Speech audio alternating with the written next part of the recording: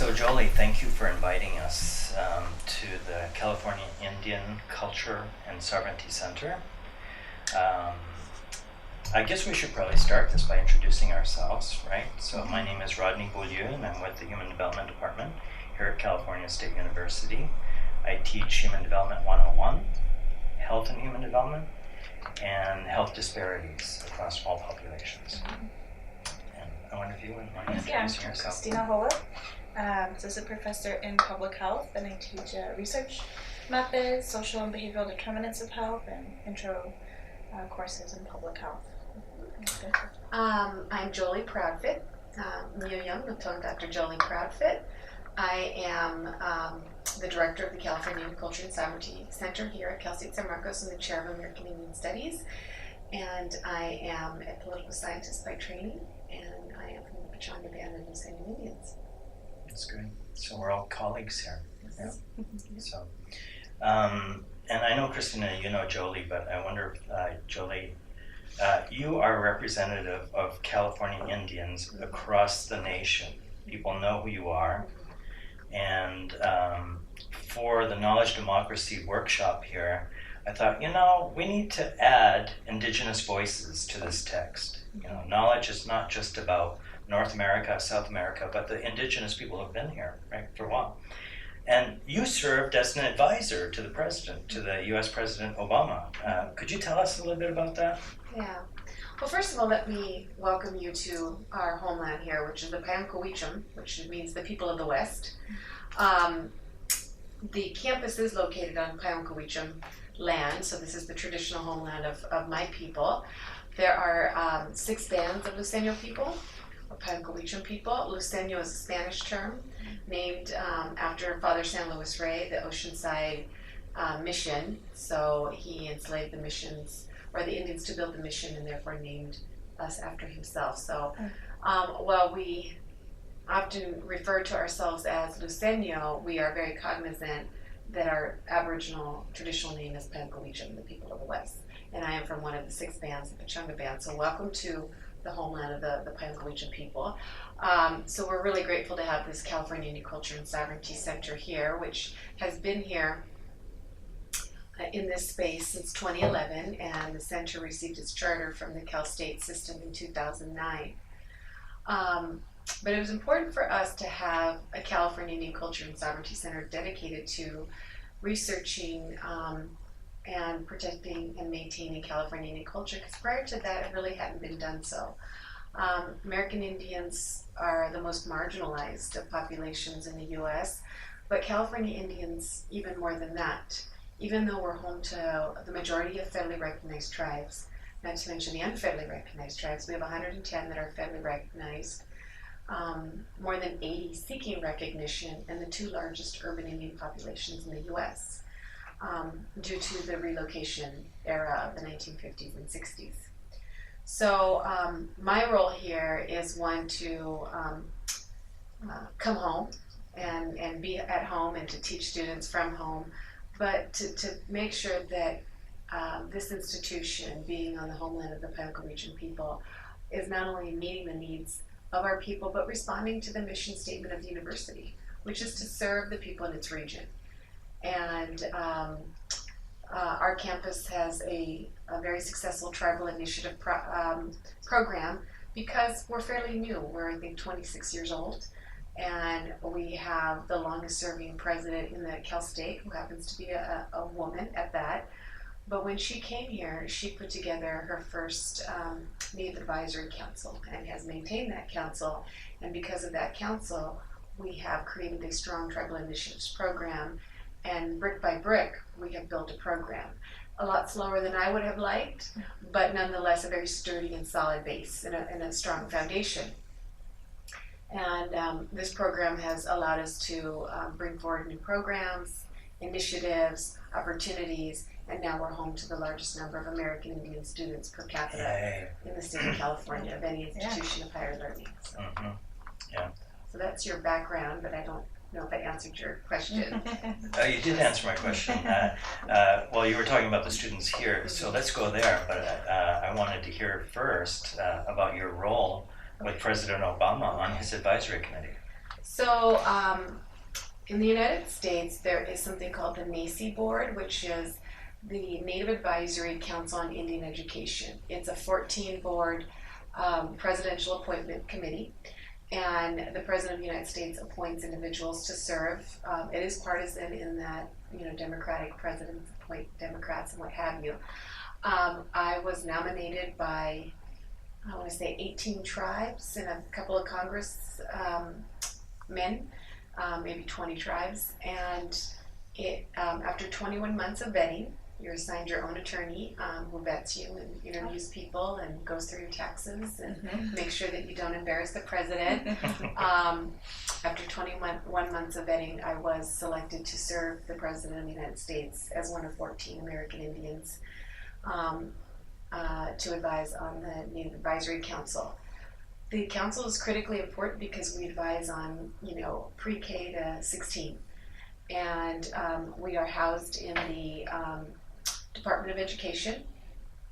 And in our last meeting, we met with the Secretary of Commerce and the Secretary of the Interior, for example, because many of our issues cross the different cabinet level positions.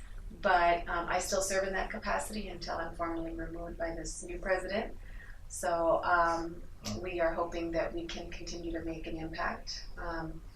But, we're not sure what the future holds. So we continue to move in the direction that our knowledge does matter and will impact our community.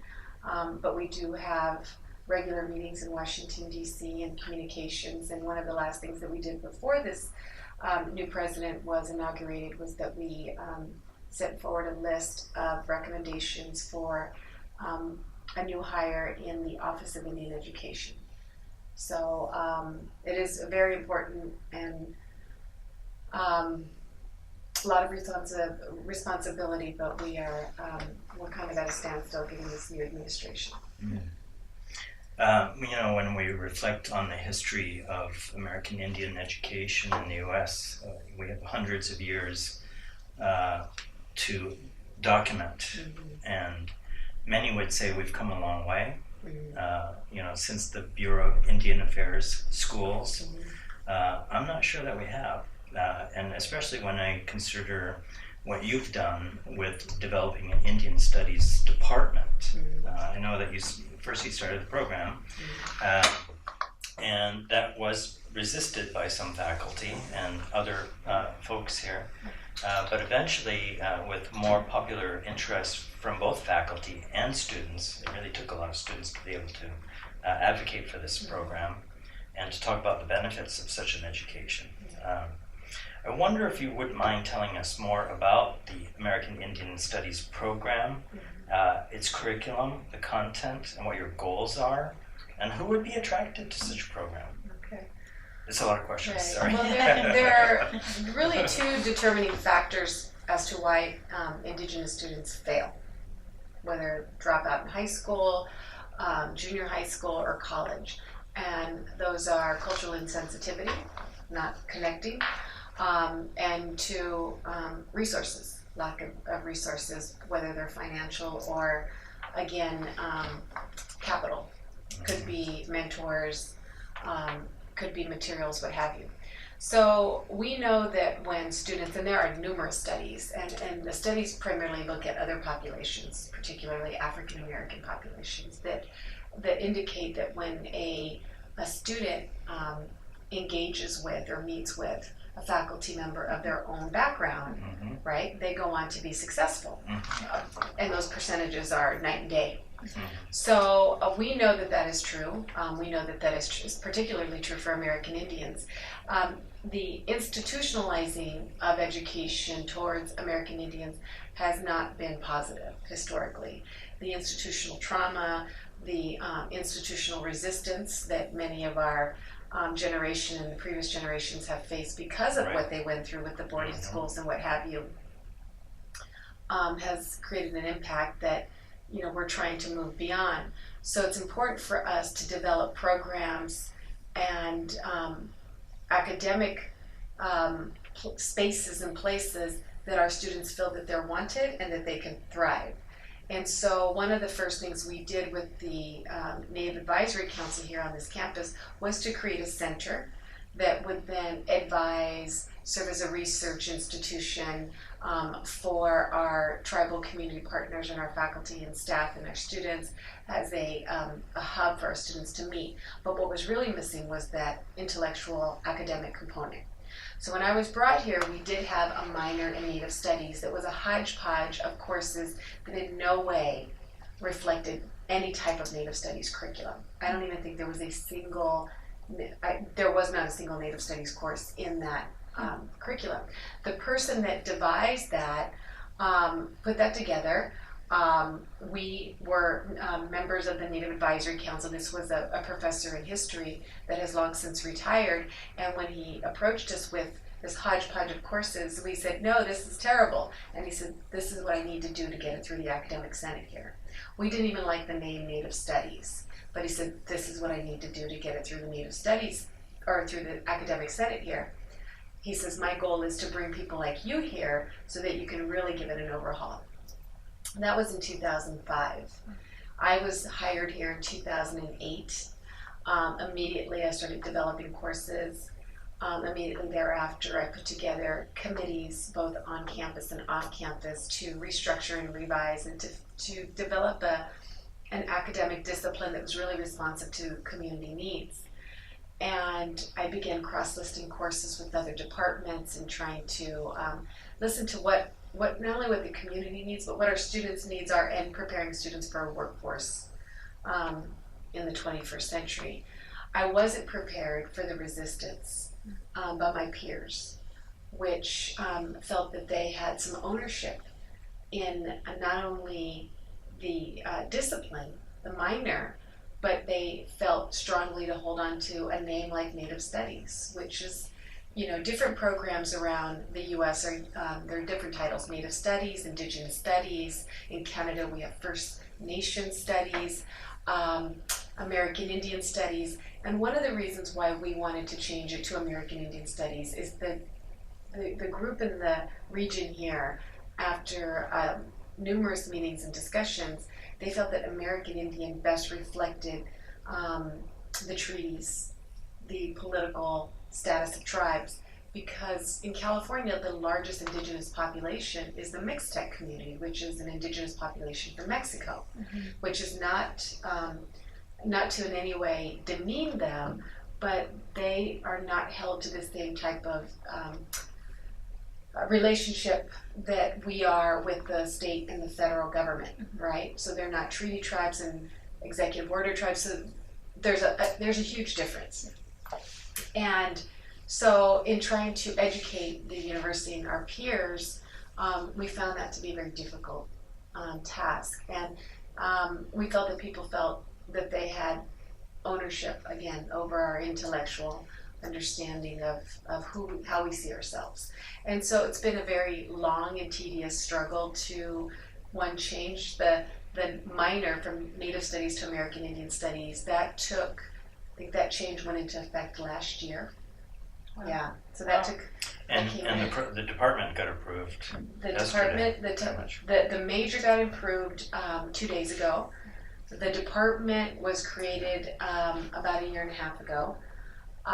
So you can see that it has not been an easy task, which is very odd, given that we have a tribal initiative.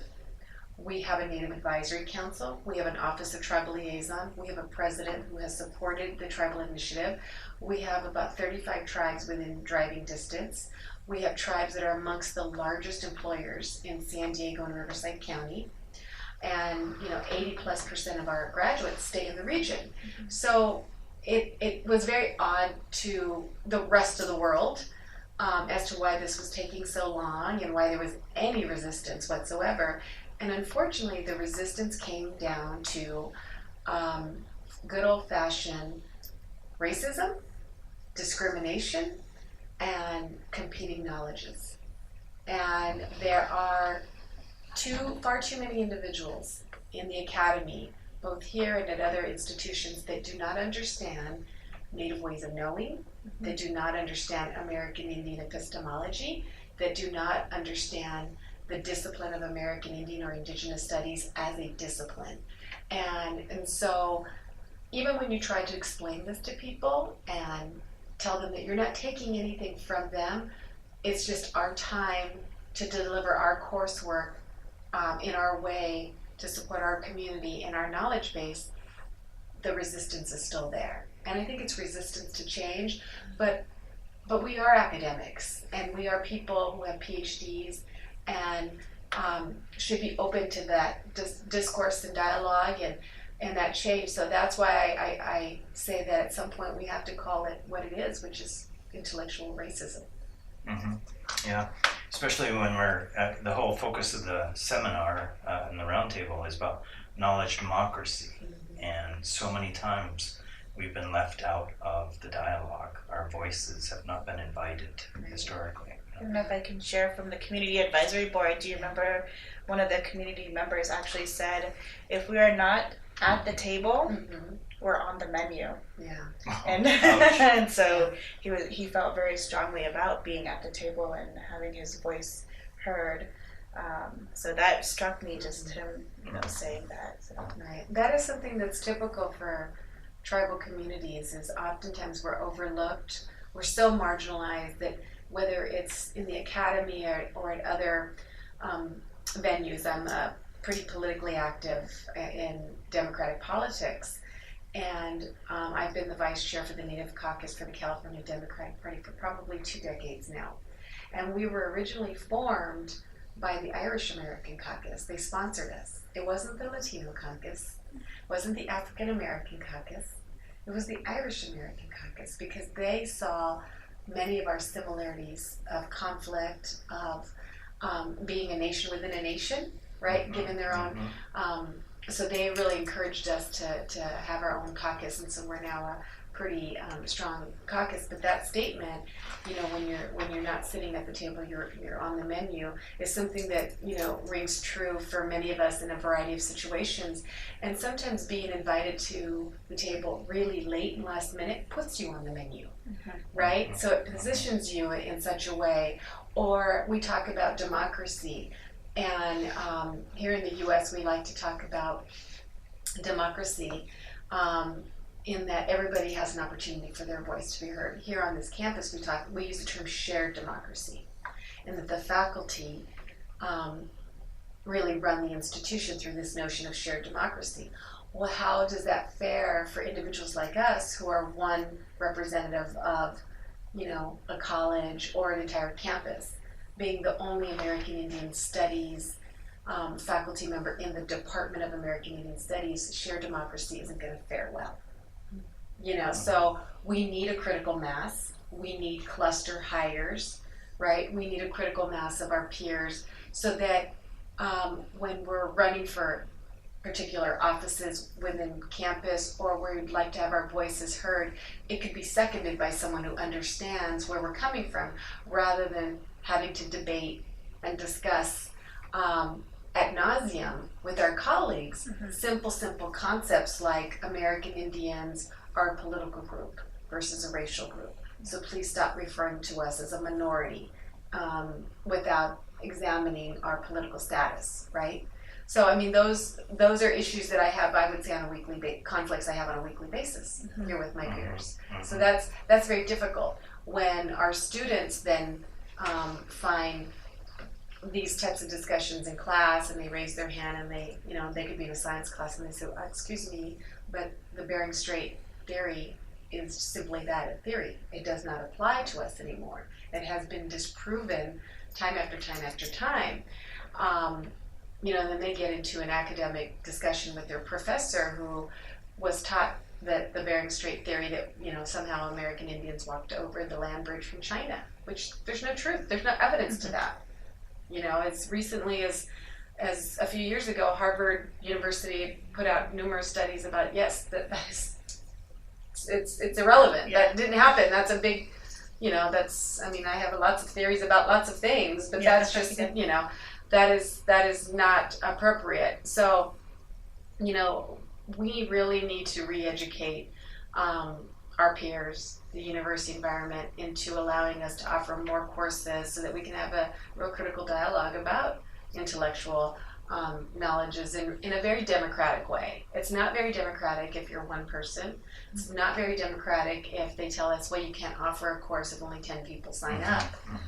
But we know that this has happened for other programs and disciplines and departments. There have been growth opportunities for others, but somehow not for us. And I think we really see this in terms of language. For people to say, well, we can't offer the Luiseño language here because, we can only offer it to 10 or 15 students. There's not an interest. Well, your campus is located on our homeland. The fact that we're still here and speaking the language, I think the university has some kind of responsibility to making sure that the language still is spoken. When I compare what's happening here to what's going on in Canada for First Nation people, specifically Mi'kmaq people, in the northeast of Nova Scotia and New Brunswick, there are schools that have Mi'kmaq language as the primary language. Now, mind you, their parents might not be able to speak it, and their grandparents especially cannot speak it because they were in the boarding schools. But it's a renaissance going on. It's a revival of our identity, and we want to come back. We were 100% of the population here in North America, and now we're 1%. So now is our time to come back. I want to offer an example of a conversation I recently had here on campus with a colleague, and I was explaining, the challenges that we have with education and why some American Indian students don't feel comfortable coming here, why they don't feel welcomed, the stereotypes that are still propagated around here. And in this conversation, one person, my colleague here, was saying, well, didn't we resolve that with the casinos? Aren't you guys, all rich now? Yeah. Something like this, right? And I'm thinking, come on, did you just say that to me? Did you just say it? Oh, anyway, for clarity, though, a person like that doesn't understand that we're just one generation away from the trickle-down resources of casinos. And by the way, California controls the casinos, not American Indians, if people don't know that. And each tribe is only allocated $1.1 million annually from the profits. So that's really relatively small. Yeah. Some CEOs of nonprofits make that amount of money. Consider too, reservations that haven't historically had plumbing, like where I came from, we didn't have plumbing, electricity, etc. And it takes money to build infrastructure. And if you're only in your first generation of being able to do that, you're still impoverished. Right. Well, I want to shed some light about the way gaming revenue is distributed in California. Actually, 1988 was the Supreme Court decision in California versus Cabazon, which the state of California said that tribes in California did not have the right to game because of Public Law 280. Public Law 280 gave certain states, 6 mandated states, back in the 1950s, 60s, jurisdiction over criminal and civil issues on Indian lands. California was one of those states. And so the state of California used Public Law 280 to shut down casinos and high-stakes bingo. So in 1988, the case went all the way to the U.S. Supreme Court, and the U.S. Supreme Court ruled in favor of the tribes because they said PL 280 does not apply here because Indian gaming is regulatory. It's not criminal, it's not civil. So this erroneous notion of automatically assuming it's criminal behavior, they might want to let Las Vegas know that, right? Yeah. Overnight, Congress was like, oh my gosh, this means gaming can happen anywhere in the U.S.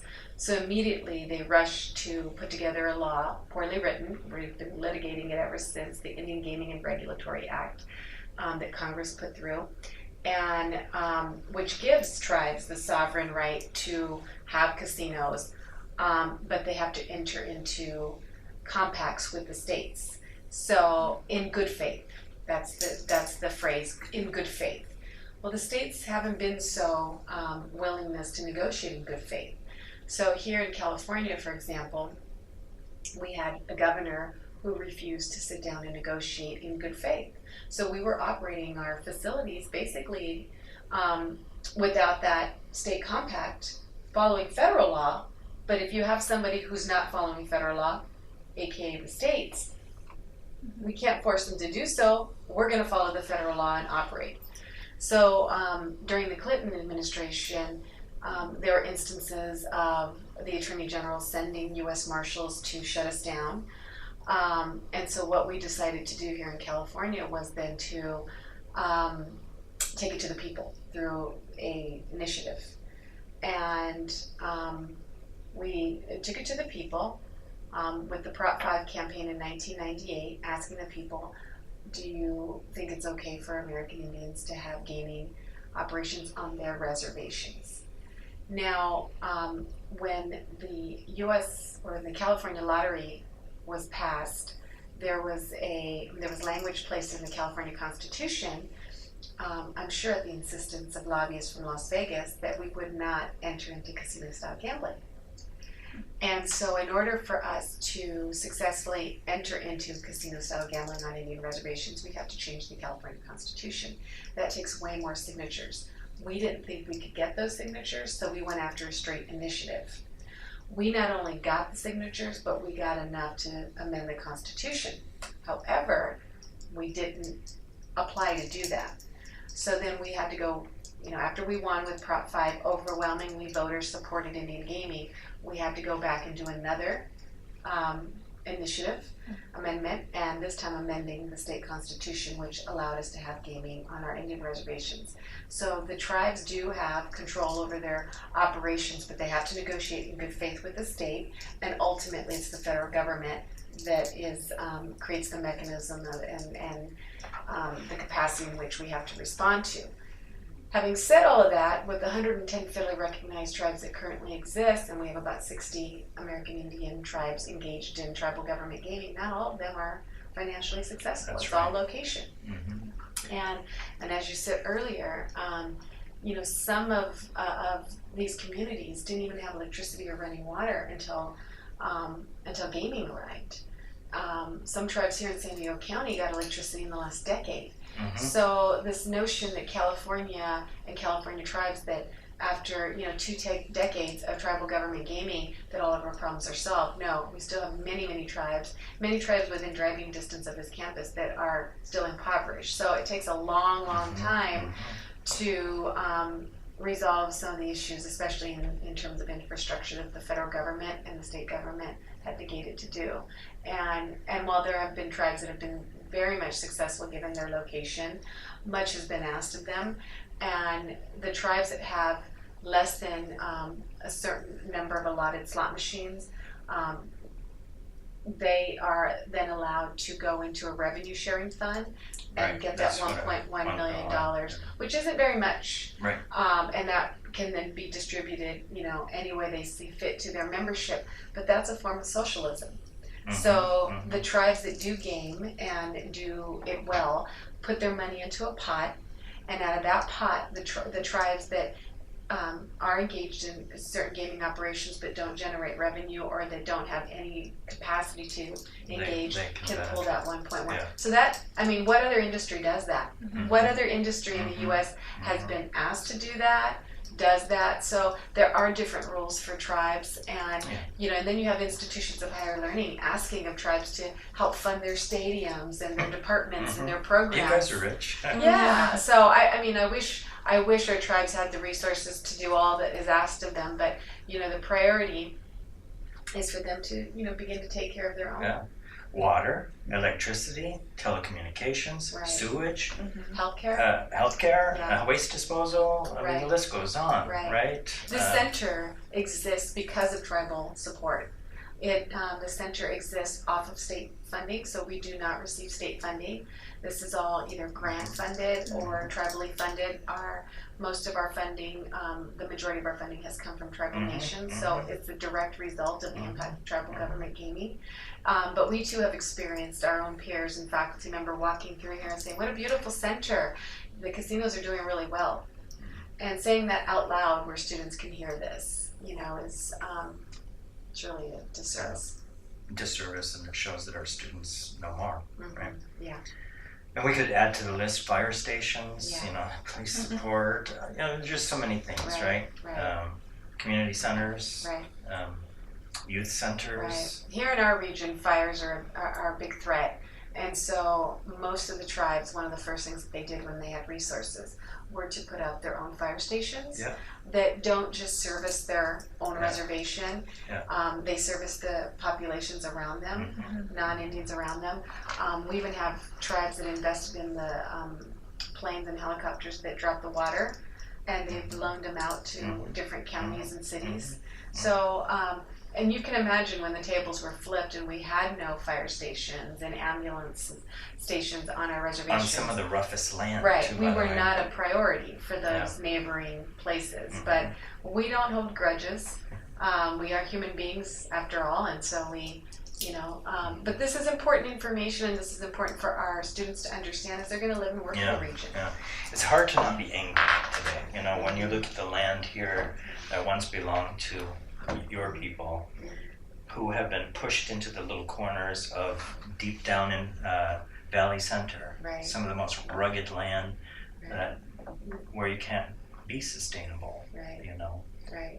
And people chose to go there because they thought, well, maybe they'll stop chasing us and taking our land. Right. We'll want this. Yeah, there's no federally recognized tribes that are holding coastal land. There are no federally recognized tribes that have reservations in Los Angeles County or Orange County. And that probably will never happen, at least not in my lifetime. So that's not by accident. It's, value of the property. But, there's just lots that we can do here. And it's really frustrating when people don't know the history. I would really like to see that every time, our university leadership speaks, that they acknowledge where they are. I think that would be a wonderful thing. I'd like to see our flags fly side by side next to the state flag and the university flag. But recently this year, I was walking across the bridge and someone introduced me to some Chicano artists that were visiting our campus because they were going to be engaged on a mural on campus. And they were excited to meet me because they wanted to make sure that American Indians were included. And I said, yeah, absolutely, we'd love to be. And then when I found out that they, in our brief dialogue, they said this was a chicken ranch and that they were going to really base their history of this campus from a chicken ranch, I said, you're negating what it really was, and so who they had been engaged with, it starts their history in a very limited space. I mean, even having someone, an intellectual scholar like Cornel West here, and present to our students here. And my understanding was the tickets for his talk here sold out faster than any tickets that we've ever had or guests that we've ever had. So that night I was here to hear him speak, and I was there with a Native American colleague of mine who's a well-known, internationally known American Indian filmmaker, and I felt like I was punched in the gut when Cornell referred to this place as formerly Mexico, and just completely overlooked the population that currently exists and that has always been here. But I don't hold him responsible. I hold whoever engaged him in that dialogue when they brought him to campus, because they didn't ask me to do a welcome, to greet him. I had to really, encourage the individuals that were bringing him to make sure that they had space to at least have some of our Native students meet with them. But didn't our history books teach us that America was discovered, by Columbus and that Cortez and some of the others?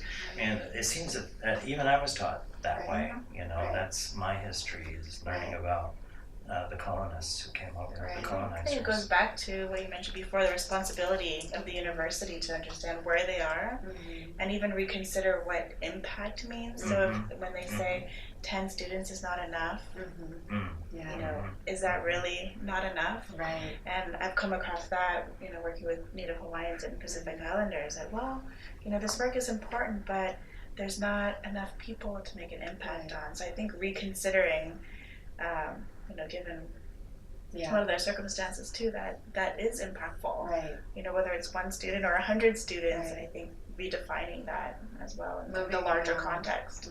Moving beyond the marginalization, moving beyond the asterisk. Yeah, I just think I find it profoundly disheartening when they minimize our numbers, right? And they focus on our small population size. There's 1 billion Indigenous people around the globe. So as a collective, there's a large population. But when they want our resources or they want something from us, they don't see us as a small number. Or to rewrite the history, Right. which really bugs me. Right. Getting back to an earlier point about who discovered this land. I have students who get very angry about having lost this territory from Mexico to U.S., right?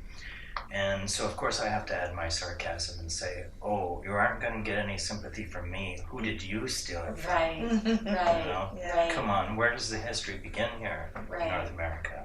Right, and that's been my experience. When I was an undergrad at Long Beach State, I took a Rasa Studies class.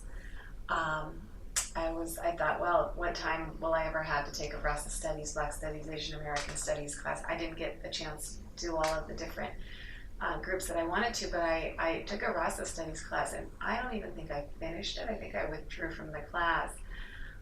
The teacher, who was Berkeley educated, 60s activist, and the students were primarily Latino, and I was the only self-identified American Indian in there. And when they started with the Treaty of Guadalupe Hidalgo and how this was their land, I, politely raised my hand, and I thought I was going to, feel the wrath of every single one of them. They were so mad at me, and I'm like, wait a minute, this is literally Long Beach State is my homeland. I mean, that our village, our Chichen Itzá is from that area. There's a plaque on that campus that identifies it as a religious village for one of our religious leaders, and the hostility from both the faculty member and the students, because it's almost like this who was most victimized, but it's their lack of understanding, and he didn't have the knowledge base to say, okay, the Treaty of Guadalupe Hidalgo, that is, that's get in line. We here in California, the history is so unique because we had the Franciscan invaders, and then they turned over the land back to the indigenous populations, but then the Mexican period didn't honor that. Then you have the American period and the gold rush, the California period. So, we just it was one onslaught after the other. So the fact that we're still here is pretty amazing, and that's why we do have some tribes that have 6 members total, or tribes with populations of 50 people or 100 people, or some tribes with no land base whatsoever. And if we don't understand the true history of California, we're really destined to kind of repeat that. And we had a governor here, Schwarzenegger, several years ago that kept saying American Indians need to pay their fair share through tribal government gaming revenue, but had no idea of what had been stolen from us, literally stolen, in that, our treaties were not ratified, they were hidden in a vault for 50 years. And then that had to be accounted for, so we litigated that. We won millions of dollars from that, but what ultimately came out to be 47 cents an acre. So, which I remember when my mom got her check, I was probably in kindergarten, and we went from all sleeping in one bed to everybody having their own bed. So that's what I got for the price of all your ancestors. Yeah.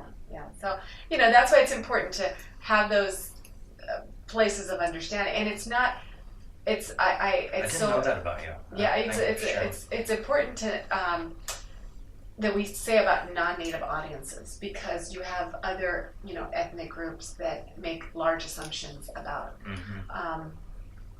or have limited understanding.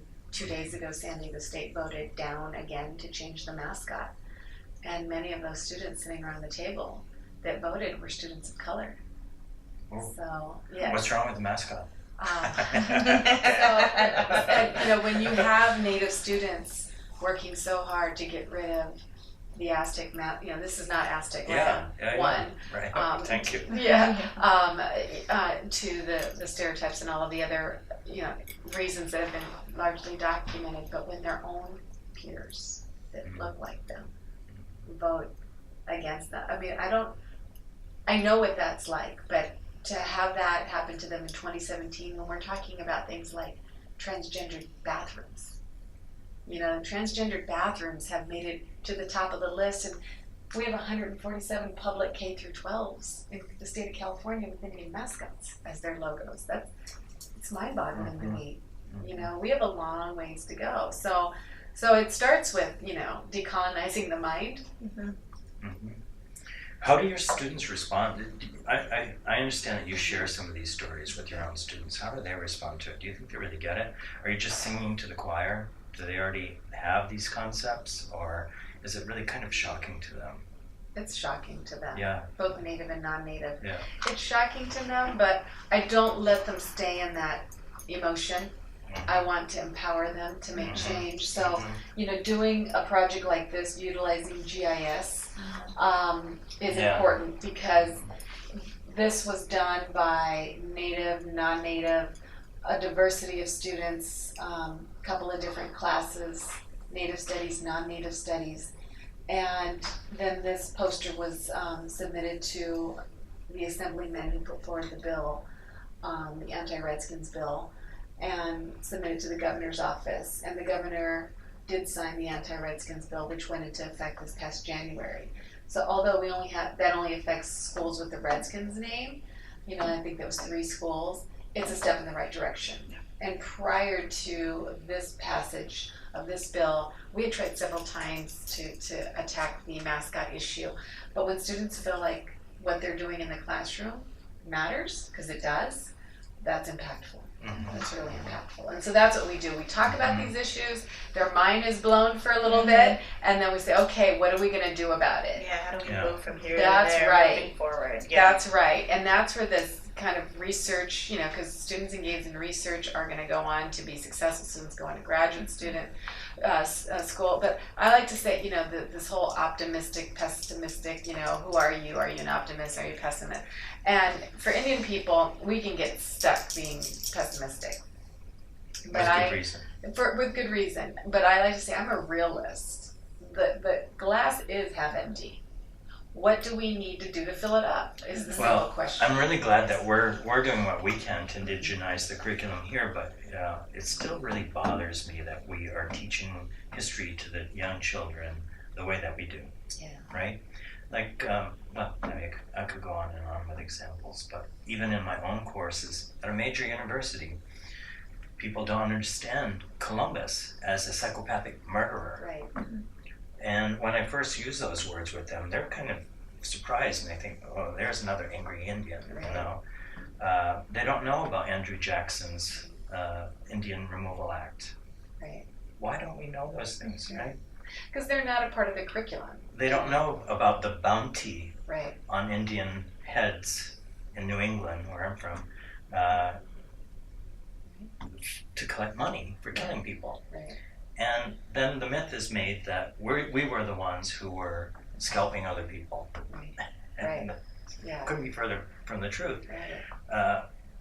Well, curriculum. I'm still pretty angry about Yeah. some of that stuff. It's And- very and- difficult to overcome being marginalized throughout our history. And the fact that many of us, at least in the Northeast, lost our identity. And we are only trying to regain it now. And it's a bitter pill. It's difficult. Well, you know, historical trauma is anything that happened a minute ago. And that's what people don't understand, is that the trauma that Indigenous people face is continuous. Every time we get back up and dust ourselves off and think that we can move forward, something else happens. You know, the taking of our land, the majority of our land was taken last century, not 2 centuries ago. You know, and ours, 1945. Absolutely. When Roosevelt imposed a tax on properties, you know. I don't know if you're familiar with the Maine territory, where I'm from, Aroostook. So Maine was declared a state in 1821 by another state, Massachusetts, 2 states away. The governor claims this is our land. Kicks out a lot of people, the French people who were there. They were told, go to New France or Louisiana. The Mi'kmaq people hid in the woods, right? By 1843, our territory is still undeclared. Like everyone thought it was part of Maine, but it was Benjamin Franklin who laid out a map and said, no, this is undeclared territory. England wanted it, the US wanted it. Finally, in 1836, there was some negotiation. My ancestors didn't want to negotiate. Their approach was, you can't deed us land that is ours. Right. So the compromise is they return undeeded land to us. So we have undeeded land, right?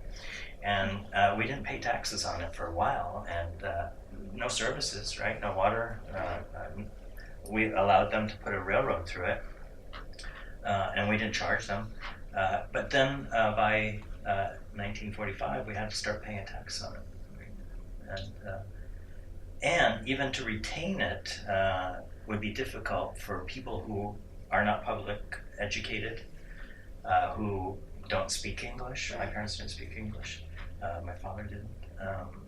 How do you pay taxes? What are taxes? Right. We didn't know these things, right? And we didn't understand that there were people who were moving across the countryside, targeting our properties, paying the tax secretively, and then through the statute of limitations, we wouldn't be able to regain it. Yeah. We tried to renegotiate back in 1981, and then the government said, okay, you will be a federally recognized tribe if you relinquish all those prior contracts. So what do? You know? It's another form of land grab through the use of the law and paperwork. Yeah. But you see that with pretty much every Indigenous community in the U.S., right? And probably worldwide, right? Australia, New Zealand. Yeah. If it's not broke, why fix it? Mm-hmm. But you see it happening. I mean, with the No Dapple, with Standing Rock. You know, this is a tribe with long-standing treaties with the U.S. government, and for them to just move violate through and yeah, absolutely, one after the other. So I think that's why you saw the globe come together, Indigenous communities from around the world come together on this, something as simple as water that we all need, that we're all born from, be violated that way. I think no one is safe, and so I hope that Standing Rock has, awoken a kind of a sleeping giant to respond to some of these issues. You're an optimist. Yeah. Realistic. Well, I'm a mother. I have a 5-year-old, and I have to believe that it's going to get better. You know, I keep trying. I've been trying to change curriculum for 20 plus years, and I've had very, very little impact. So one of the things that we're looking at is, the use of media and the use of film and television to tell our story, because people aren't reading anymore. Curriculum is a very political and a big business, and to impact those changes have been very, very difficult. So one of the ways that many of us are looking to impact is through film and TV, through entertainment. Mm-hmm. I want to pick up on that note. You host annual film series. Would you mind telling us a little bit more about that? Yeah, so here we host at Cal State San Marcos, California's American Indian and Indigenous Film Festival. We were originally called San Diego American Indian Film Festival, and we received a cease and desist letter, an organization called the San Francisco American Indian Film Festival, which is a very old film festival. They're 40 plus years old. Decided only recently, in the last couple of years after our festival started, to trademark with the U.S. Patent Office the phrase American Indian Film Festival. So they sent us a cease and desist letter. That is colonization at its finest. And that's an Indian organization behind you. Surprised, yeah. So we went ahead and said, we'll go ahead and change our name, but we're going to let everyone know why we're changing our name. Because that is horrific. What's next? You're going to colonize and trademark American Indian women, American Indian food, American Indian health, So we are now California's American Indian and Indigenous Film Festival. And it was important for me to add in Indigenous because we do go global. We do bring films in from New Zealand, from Canada, from Peru. So it was an opportunity for us to expand that conversation. And so it's 3 days of about 25 films, shorts, animations, features. And our goal is to really educate through entertainment, the contemporary lives primarily of Indigenous peoples from around the globe, and looking at all various capacities, looking at celebrations, looking at not only just educating, but really moving beyond the poverty porn that we often sometimes find out there in the media, because most media about Indigenous people isn't driven by us. And so to really find those nuggets, around the globe and showcase that. And we've been able to do that and engage our students here to assist us with that. And we've partnered with our local tribal community, so we do a couple of days on campus, a couple of days in the tribal community. It's been really, really well received. We have quickly become a very large, must-see event, and I think we're moving into our 5th year. So I think this will be our biggest year yet, and That's great. We're excited about that, because it's we have some people that come from the community that are non-Native people that wear the same shirt they bought from the first festival, and they wear it every day. They want you to know, they want you to know that they were here for the first one, and I think they take pride in that. And so we're excited, about what we're doing through edutainment.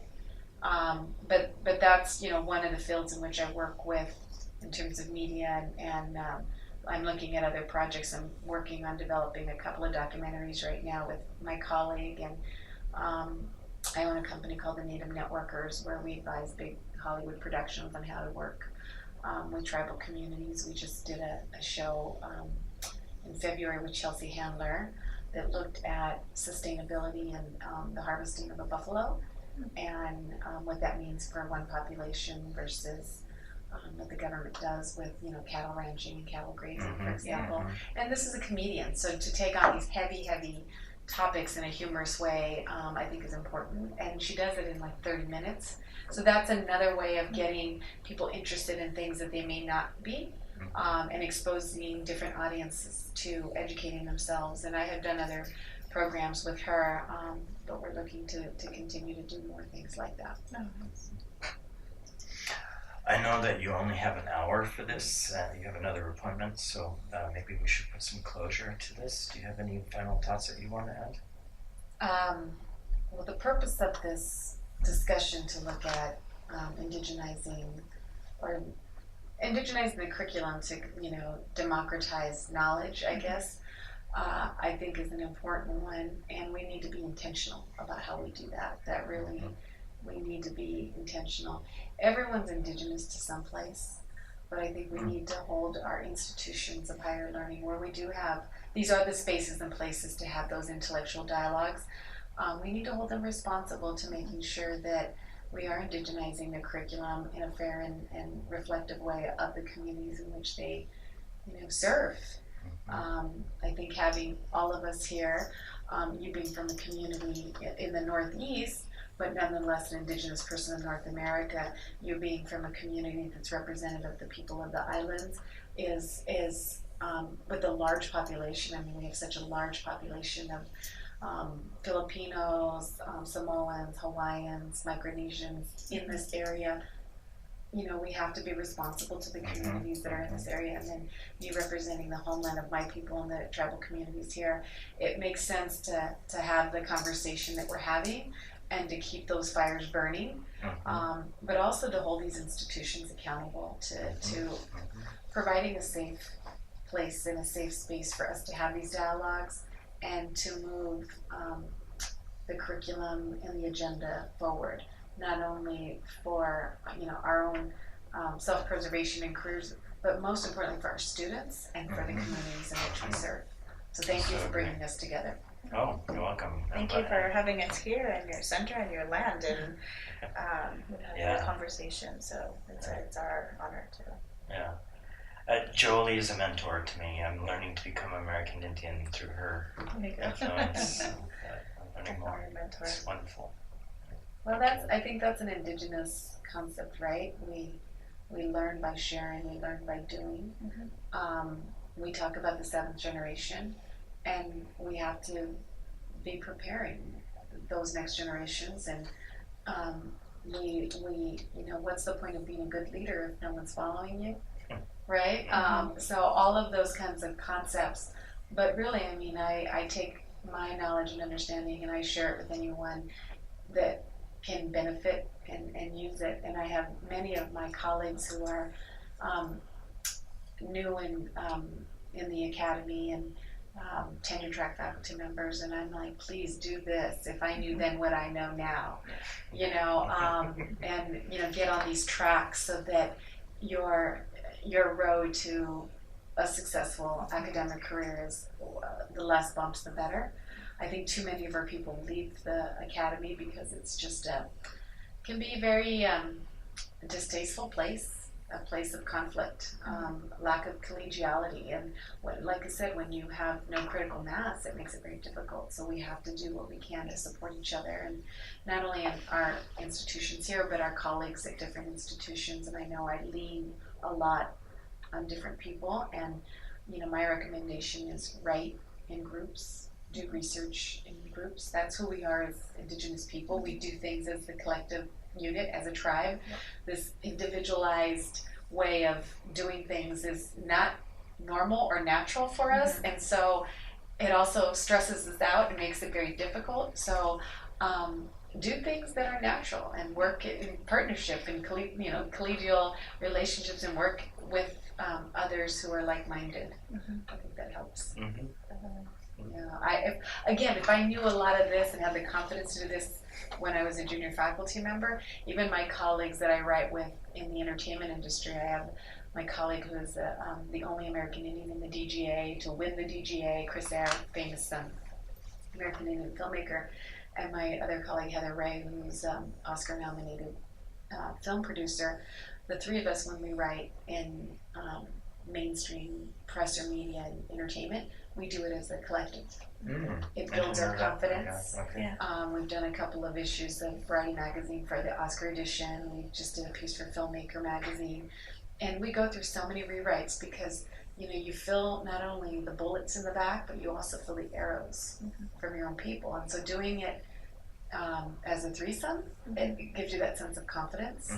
So, you're always kind of second guessing yourself. And I don't know if you read the NEH last week when we were going through and doing the syllabi as a collective, but how much more comfortable that was. Yeah, for all of us. Right? And I mean, just the brainstorming, that's what it was. And if we have the opportunity to brainstorm on different things from syllabi to, referee articles to books to grants, just so much easier. But that's not the stuff that gets you tenure, though, well, right? That's what the system promotes, single authorships. Right. More points for that.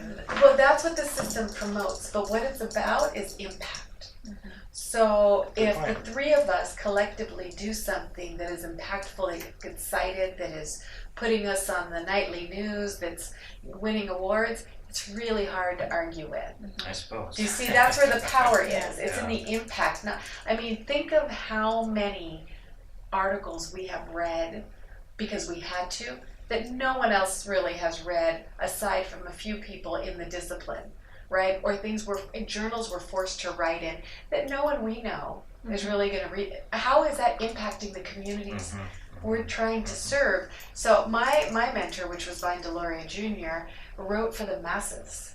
He wrote about concepts that were so difficult to understand, and he broke it down using basic terminology to empower the masses.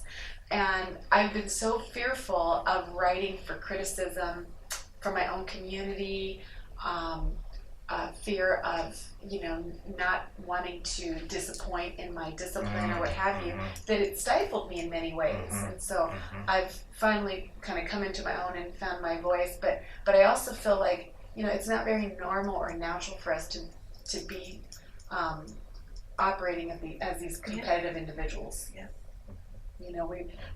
What makes us happy is when we see the impact that we're doing on our communities that we serve, right? So we're writing for and with them. So why not partner and write there? I sure hope we can have this conversation again next year and see how much progress we've made, over the last year, especially around enrollment, indigenizing our own curriculum. Right, definitely.